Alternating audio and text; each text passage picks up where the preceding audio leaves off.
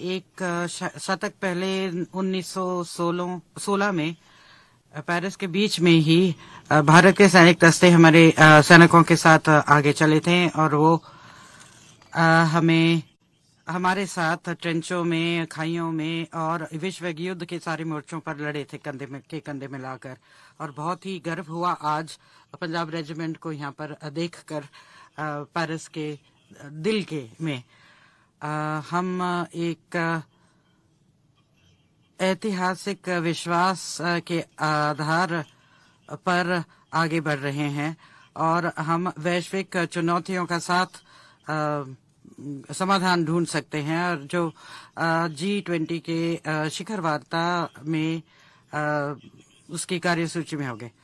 हम चाहते हैं कि जो अंतर्राष्ट्रीय समुदाय है उसका खंडन के जोखिम से अपनी दुनिया को बचाए और इसलिए हमने पेरिस एजेंडा और नया वित्तीय वैश्विक कॉम्पैक्ट पर इकट्ठे काम किया है। आपने सितंबर में जो दुनिया के राष्ट्राध्यक्ष होंगे, जो हेड्स ऑफ स्टेट और गवर्नमेंट होंगे, उनको आमंत्रित किया है और हम सब चाहते हैं कि एक ऐसे अंतर्राष्ट्रीय व्यवस्था का स्थापना हो जो शांति और विकास की ओर हमें ले जाए। मुझे बहुत गर्व हुआ था जब 2018 में मैंने आपके साथ अंतर्राष्ट्रीय सौर गठबंधन की स्थापना की थी और हम चाहते हैं कि बिजली का उत्पादन 2030 तक 1000 गीगावाट का हो। और हमने आपके पिछले जो यात्रा थी उसके दौरान भी हमने एक नया पहल शुरू किया था प्लास्टिक से संघर्ष का। तो ये जो दो उदाहरण हैं वो दर्शाते हैं कि हम अगर इकट्ठे काम करें तो हम सारे क्षेत्रों में नई संरचना बना सकते हैं, ना सिर्फ जहां युद्ध से बचने के लिए। पर G20 COP28 और जो संयुक्त राष्ट्र के समुद्र पर सम्मेलन होने जा रहा है नीस में 2025 में, उसका आयोजन भी हम इकट्ठे कर सकते हैं। तो हमारे जो सामरिक हित हैं वो उसका अभिसरण हम इंडो पैसिफिक तक जाता है, क्योंकि हमारे एक ही दृष्टिकोण है इसके बारे में। हम आधिपत्य से लड़ना चाहते हैं। हम हमारे सशस्त्र बल नियमित बातचीत कर रहे हैं और पूरी योगदान कर रहे हैं ताकि जो शांति है और सुरक्षा है इस क्षेत्र में बनाई रहे और अंतर्राष्ट्रीय कानून का सम्मान रहे। ये जो सामरिक आत्मीयता है हमारे दोनों देशों के बीच में, वो ठोस रूप ले रही है नए योजनाओं के साथ, खासकर जो आर्थिक योजनाएं हम इकट्ठे कर रहे हैं। भारत आज दूसरे सबसे बड़ा हमारा साझेदार है एशिया में। हमने नए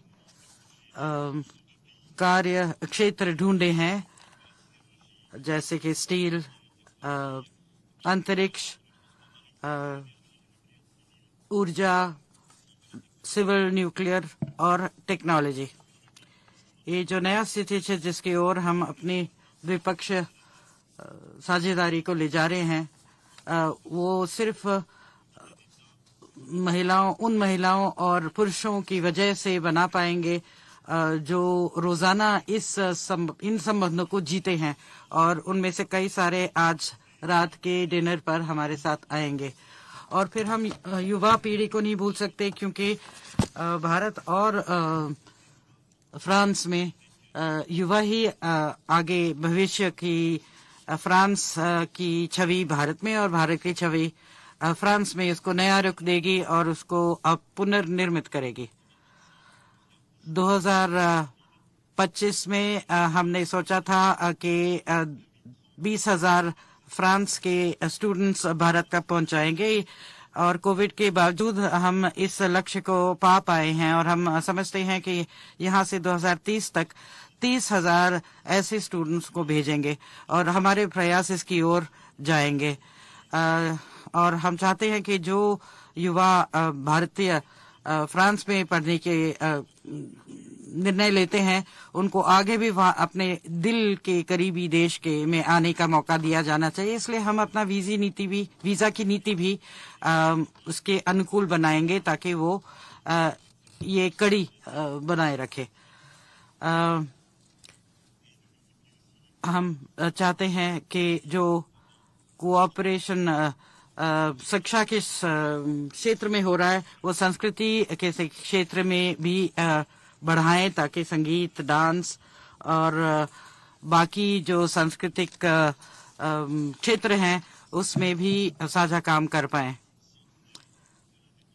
और हम संग्रहालय विशेषज्ञता को साझा करना चाहते हैं क्योंकि हमारे पास ये विशेषज्ञता है, क्योंकि 2047 में आप अपने शताब्दी महोत्सव मनाएंगे और इसके लिए हमने एक मानचित्र बनाया है।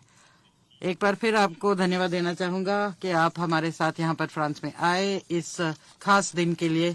और जो 14 जुलाई की जो परेड है उसमें आपके जो आर्म्ड फोर्सेस जिन्होंने भाग लिया है उनको भी धन्यवाद देना चाहूंगा।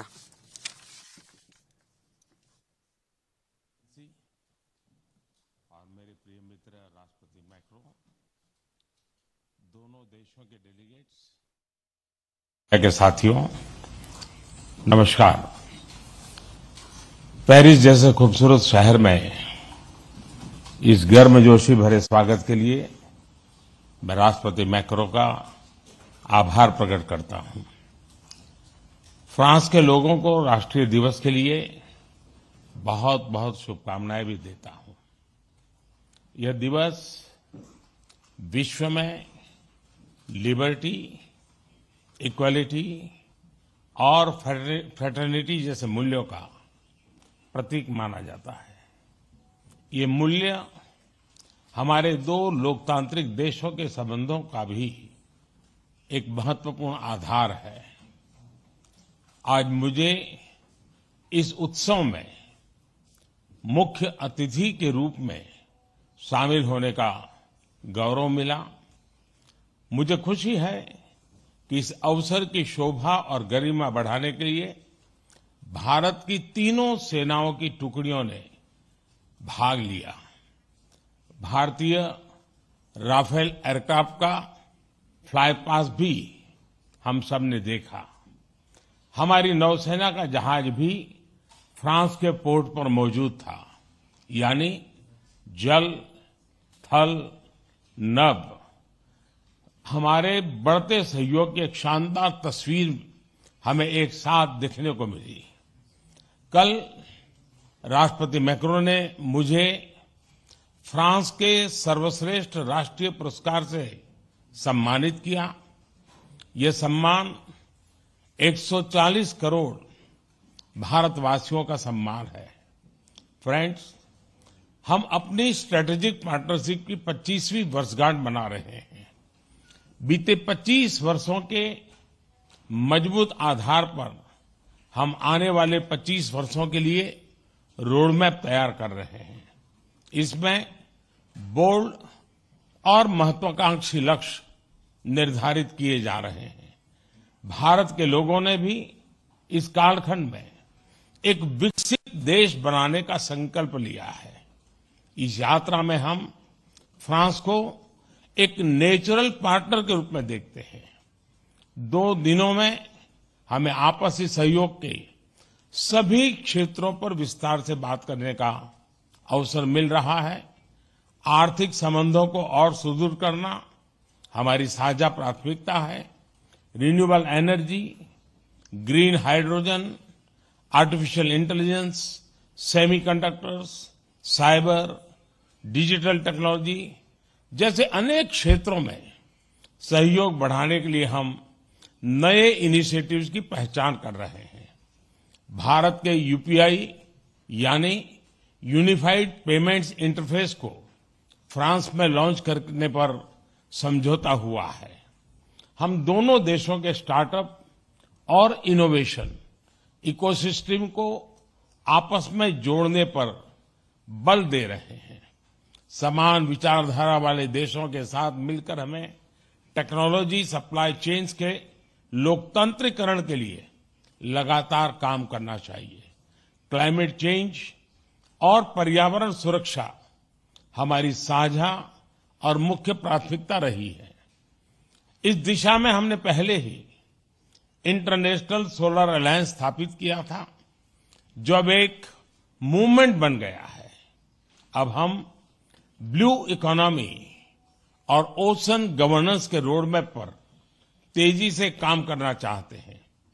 सिंगल यूज प्लास्टिक के खिलाफ हम एक साझा पहल पर आगे बढ़ेंगे। इंडियन ऑयल और फ्रांस की टोटल कंपनी में एलएनजी के निर्यात के लिए जो लॉन्ग टर्म एग्रीमेंट हुआ है, मैं उसका स्वागत है। इससे हमारे क्लीन एनर्जी ट्रांजिशन के लक्ष्यों को बल मिलेगा। अब से कुछ देर बाद हम भारत फ्रांस सीईओज फोरम में भी हिस्सा लेने वाले हैं। दोनों देशों के बिजनेस प्रतिनिधियों के साथ आर्थिक सहयोग मजबूत करने पर विस्तार से चर्चा होगी। फ्रेंड्स, रक्षा सहयोग हमारे संबंधों का एक मूलभूत स्तंभ रहा है। यह दोनों देशों के बीच गहरे आपसी विश्वास का प्रतीक है। मेक इन इंडिया और आत्मनिर्भर भारत, इसमें फ्रांस एक अहम पार्टनर है। आज हम रक्षा के क्षेत्र में भारत में नई टेक्नोलॉजी के को प्रोडक्शन और को डेवलपमेंट पर बात करेंगे। सबमरीन हो या फिर नौसेना के जहाज, हम चाहते हैं कि मिलकर केवल अपनी ही नहीं, तीसरे मित्र देशों की जरूरतों को भी पूरा करने के लिए हम काम करें। हमारी डिफेंस स्पेस एजेंसीज के बीच सहयोग बढ़ाने की संभावनाएं हैं। फ्रांस की कंपनियों द्वारा MRO facilities, spare parts, helicopter के लिए इंजन का प्रोडक्शन भी भारत में किए जाने पर हम आगे बढ़ रहे हैं। हम इसमें हमारे सहयोग को और सशक्त करने पर बल देंगे। सिविल न्यूक्लियर क्षेत्र में सहयोग को आगे बढ़ाते हुए हम small and advance modular reactors में सहयोग की संभावना पर चर्चा करेंगे। आज भारत में चंद्रयान के सफल लॉन्च पर पूरा भारत उत्साहित है। यह हमारे वैज्ञानिकों की बहुत बड़ी उपलब्धि है। अंतरिक्ष के क्षेत्र में भारत और फ्रांस का पुराना और गहरा सहयोग है। हमारी स्पेस एजेंसीज के बीच नए समझौते हुए हैं। इसमें सैटेलाइट लॉन्च सर्विसेज, समुद्र और धरती के तापमान और वातावरण को मॉनिटर करने के लिए तृष्णा सैटेलाइट बनाने का काम शामिल है। Space based maritime domain awareness जैसे क्षेत्रों में भी हम अपना सहयोग बढ़ा सकते हैं। फ्रेंड्स, भारत और फ्रांस के बीच लंबे समय से गहरे पीपल टू पीपल कांटेक्ट रहे हैं। हमारी आज की चर्चाओं से ये संबंध और मजबूत होंगे। हम फ्रांस के दक्षिण में मार्से शहर में नया भारतीय कॉन्सुलेट खोलेंगे। फ्रांस में पढ़े हुए भारतीय मूल के लोगों के लिए लॉन्ग टर्म वीजा देने के निर्णय का हम स्वागत करते हैं। हम फ्रांस के विश्वविद्यालयों को भारत में अपने कैंपस स्थापित करने के लिए आमंत्रित करते हैं। दिल्ली में बनाए जाने वाले नए राष्ट्रीय म्यूजियम में फ्रांस एक पार्टनर के रूप में जुड़ रहा है। अगले वर्ष पेरिस में होने वाले ओलंपिक्स के लिए सभी भारतीय एथलीट्स बहुत ही उत्सुक हैं। इसके सफल आयोजन के लिए मैं राष्ट्रपति मैक्रों और उनकी पूरी टीम को शुभकामनाएं देता हूं। फ्रेंड्स, आज हम कई महत्वपूर्ण क्षेत्रीय और वैश्विक मुद्दों पर भी चर्चा करेंगे। इंडो पैसिफिक के रेसिडेंट पावर्स के रूप में इस क्षेत्र में शांति और स्थिरता के लिए भारत और फ्रांस की विशेष जिम्मेदारी है। हमारे सहयोग को एक रचनात्मक स्वरूप देने के लिए हम इंडो पैसिफिक कोऑपरेशन रोडमैप पर काम कर रहे हैं। Indo Pacific triangular development cooperation fund के प्रस्ताव पर भी दोनों पक्ष में चर्चा में है। इससे पूरे क्षेत्र में स्टार्टअप्स और इनोवेशन को बढ़ावा देने के नए अवसर खुलेंगे। भारत के इंडो पैसिफिक ओशन इनिशिएटिव्स में फ्रांस द्वारा मैरीटाइम रिसोर्स पिलर को लीड करने के निर्णय का हम स्वागत करते हैं। फ्रेंड्स, कोविड महामारी और यूक्रेन संघर्ष के प्रभाव पूरे विश्व पर पड़े हैं। ग्लोबल साउथ के देशों पर इनका विशेष रूप से नकारात्मक प्रभाव पड़ा है। यह चिंता का विषय है। इन समस्याओं के समाधान के लिए सभी देशों का एकजुट होकर प्रयास करना आवश्यक है। हमारा मानना है कि सभी विवादों का समाधान डायलॉग और डिप्लोमेसी के माध्यम से होना चाहिए। भारत स्थायी शांति की बहाली में योगदान देने के लिए तैयार है। आतंकवाद के विरुद्ध लड़ाई में भारत और फ्रांस हमेशा साथ रहे हैं। हम मानते हैं कि क्रॉस बॉर्डर टेररिज्म को समाप्त करने के लिए ठोस कार्रवाई की आवश्यकता है। इस दिशा में सहयोग बढ़ाने पर दोनों देश सहमत हैं। राष्ट्रपति मैक्रों इस वर्ष G20 समिट के दौरान आपका भारत में स्वागत करने के लिए मैं और सभी भारतवासी बहुत ही उत्सुक हैं। एक बार फिर आपकी मित्रता और मुझे दिए गए आदर सत्कार के लिए मैं आपका बहुत बहुत धन्यवाद करता हूं।